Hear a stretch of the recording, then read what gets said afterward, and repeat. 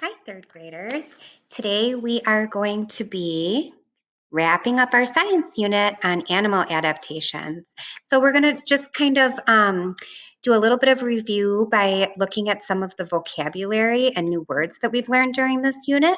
And then I have a game that you can try, a Kahoot, that will kind of go over these. So the more you listen during this review, the better you will probably do on the Kahoot. If you want, you can pause the video right now and get some paper so that you can write down some of the words that we're talking about or some of the things that we're talking about to help you when you're doing your Kahoot. All right, let's get started. All right, so the first thing that we talked about was all about animals and how they survive. So we know that surviving means staying alive, and that sometimes animals need to adapt or change so that they have an easier time surviving.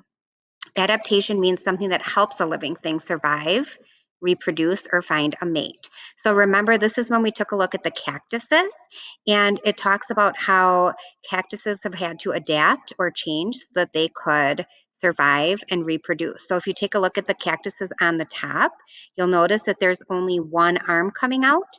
And since there's only one arm, that means that there's only a few flowers on the cactus. When there's only a few flowers, there's only a little bit of fruit that happens. And that means that fewer cactuses would reproduce. So see how it only made one new cactus. If you take a look at the bottom cactus has three arms coming out. That means that three arms can make flowers, and the arms with flowers turn into fruit. And what do you think would happen after that? You're right. If there's more fruit, there's going to be more new cacti that are reproduced. So many living things adapt or change so that it makes it easier for them to survive. All right, if we take a look at this, there are different reasons why animals work together and form groups, and it's to make life easier for them. So some of the things that we learned about were that some animals form groups so that they can keep warm. Like if you look at those penguins, they live in a very cold climate, so they huddle together to keep warm, and it's one of the ways that they survive. Another reason that animals huddle or form groups is because they want to protect each other. So if you take a look at those chimpanzees, one chimpanzee would be a very easy target for predators who are trying to find something to eat. But when they're all together, they can all help keep a lookout, and they can all help each other stay safe. If you take a look at the next one with the moose and the wolves, um, sometimes wolves actually work together, or other animals work together to be able to capture their prey.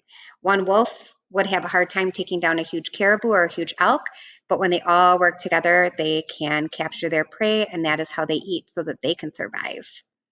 If you take a look at the picture of the elephants, you can see that they are working together to raise their young. So you'll see there's a whole bunch of mama elephants, and they are raising their babies. So they're working together to raise their young. And then last but not least, the picture of the ants. Sometimes animals form groups so that they can share the tremendous amount of work they need to do to build their homes, find food, take care of the queen. So they all work together, and you can see those ants are working very hard and sharing the work so that they can make their house. All right. So after this, let's just take a look at these two special words, advantage and disadvantage. Okay, so there are some advantages for animals living together in groups. Advantages are anything that can help an animal. Disadvantages are things that don't help the animal. So if you take a look at the raccoons, they're together in a group right now, right? Some of the advantages of animals working together or being in a group, um, or some things that help animals in a group, I guess it's not only in groups. Um, Something that could help an animal would be camouflage, right? Because if the animal is camouflaged, it makes it harder for predators to see them so they can stay safer. So that's an advantage. Um, and working together in a group can make it easier to find food because they're all working together to find food. And then once they find it, they share it. Some of the reasons why it might be a disadvantage is that when animals are all together in a group, they might need to compete for food. So if there are 5 raccoons and they find one little thing to eat, they either have to share it or they need to fight for it, and the strongest one would win. So when you're together in a group, you have to do a lot of sharing, and that can be a disadvantage for animals. Something else that might be hard for animals is that when they travel together, it's easier for them to be seen by predators. So if they can't protect themselves in their group, they're an easier target because instead of there just being one, there are many, so it's easier for the predators to see them. All right. Then we talked about how migrating helps animals. Migrating means that the animal actually leaves where it is and goes to a different place during different seasons. And the reason they do this is because they go to warmer weather and that helps them find food and shelter. After the cold season is over, they'll go back to that place when it has warm weather again. So we know that birds often migrate. We live in Wisconsin, so we do have a cold season. So in the fall, you'll see birds migrating. And you'll notice that geese, the picture on this page is our geese. These geese fly together in a group so that they can help each other find food and help each other go to the right spot. They actually form a V, and each bird in the group has a different job. All right. Then we talked about how the environment can affect animals. So the environment is where the animals live.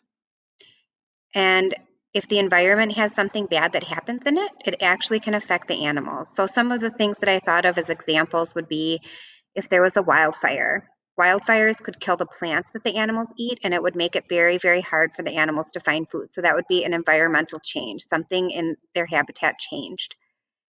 If climate changes and the glaciers melt, it could cause the sea levels to rise, and that can affect animals as well. Sometimes humans are the ones that change the environment by building things, building roads, building houses, or cutting down trees. If humans cut down the trees, it could destroy an animal's home or habitat.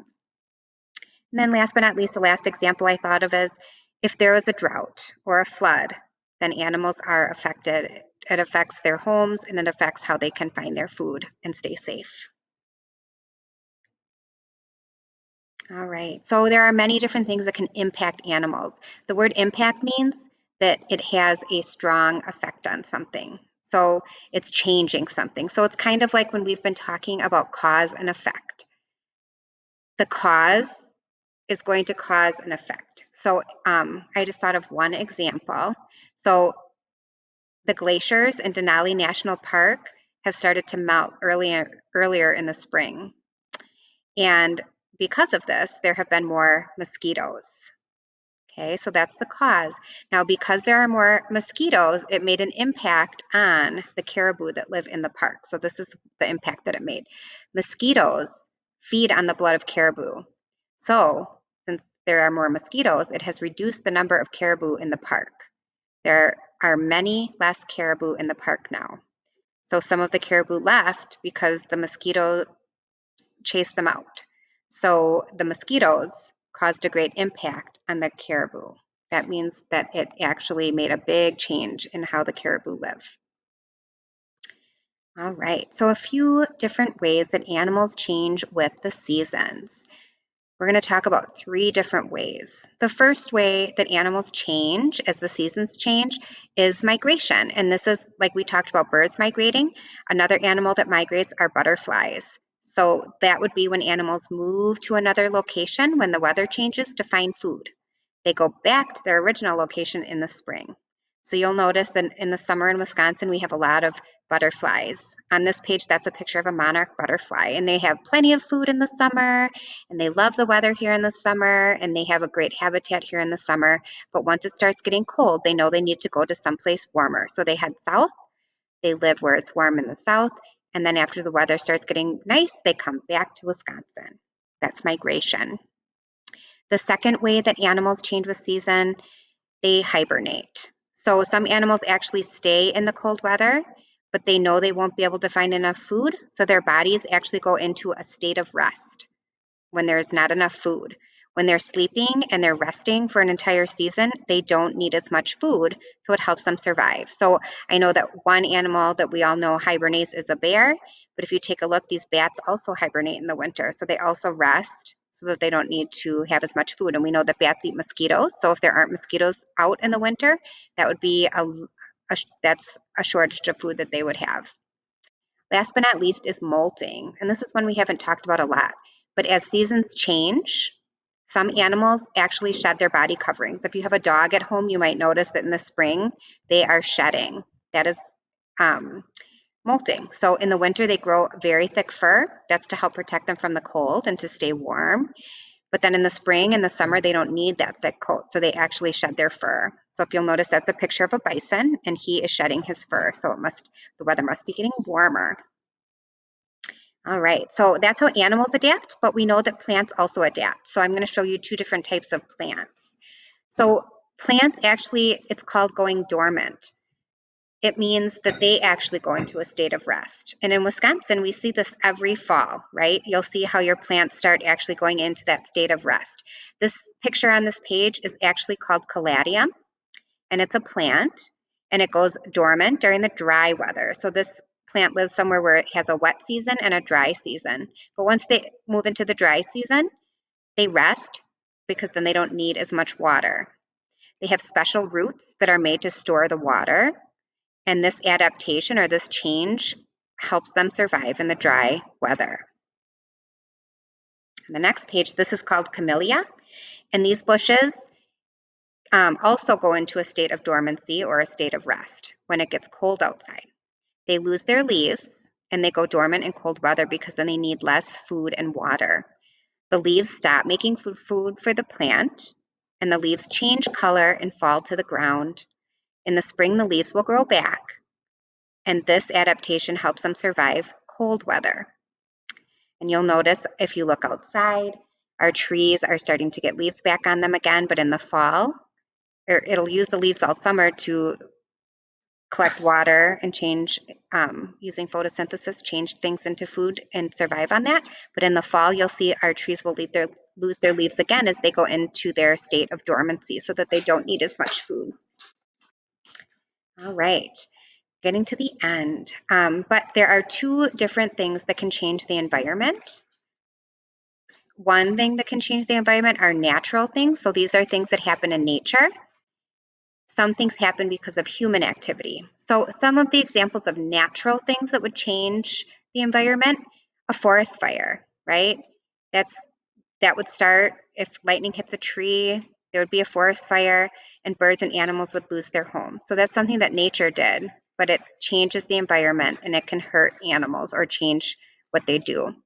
Flooding, that's something that's natural. It makes it harder for birds to find food, but that's something that happens in nature. And then shoreline erosion. This is like if you have rocks on the shore of Lake Michigan and sand, and it starts to erode. That means it starts to actually get washed out into Lake Michigan. Maybe crayfish that live on the beach would actually get wiped out to sea. That would be something naturally that happens to the environment that can harm animals. On the other hand, there are things that humans do that can change the environment for animals, and it also impacts animals or makes their lives change.